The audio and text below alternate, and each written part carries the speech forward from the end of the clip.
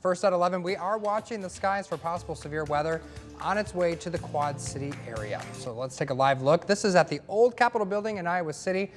You can see that the flags are blowing to the north, which means warm, moist air, and you feel it if you've stepped out for lunch. It is definitely here coming in from the south. And this is a day you are definitely going to want to be ready for any type of emergency situation, just in case the storms hit very strong. Meteorologist Morgan Strackbein is here at the very latest on your forecast. Morgan.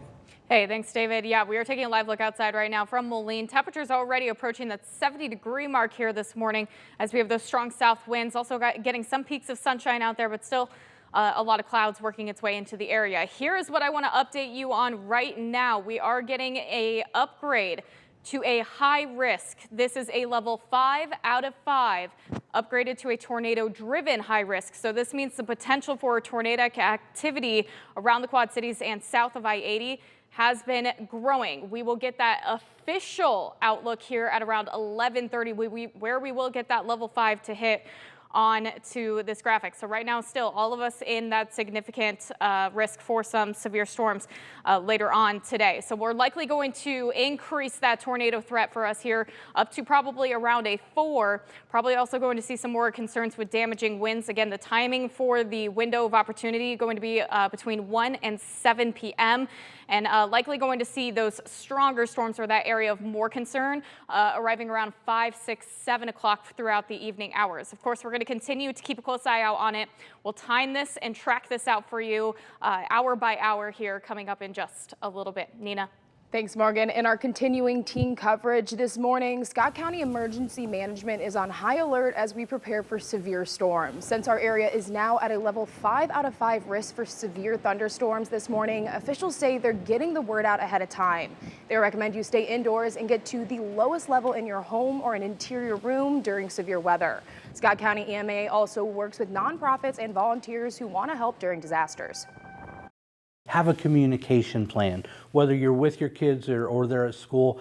How are we going to contact one another? How are we going to meet back up together? What does that look like? So the more planning we do in our homes, the better off we're going to be.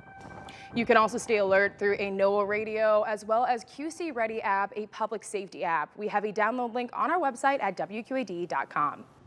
When weather warnings are issued, here are 3 things you should do to make sure you stay as safe as you possibly can. First, be aware of weather hazards by signing up for emergency notifications or use NOAA a weather radio. Second, make an emergency plan with your family. Think about where you'll go and what you'll need to stay safe if you're impacted by severe weather. Lastly, build an emergency kit with items you and your family will need if you must evacuate your home.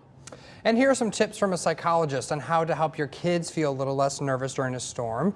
The biggest advice they say is make sure that you don't have a big reaction during the storm. They also say use some positive reactions to some thunder and lightning. That could help calm some nerves. They suggest using phrases like, "Ooh, that was a good one," or talking about storms and how they actually help us, making the grass grow. Finally, making a safe space for kids like a blanket, the perfect time to build a fort in the basement or the centermost room of your house. And not only do we want to make sure that your kids are safe, but also your furry friends, making sure that they are doing all right as well. So here are 3 tips to make sure that your pets are comfortable as possible. Give your pet a safe space, a kennel, a closet, or under the covers in a bed if that is something they like to do. And try to suppress the sounds from the wind and thunder by playing some music or your favorite show.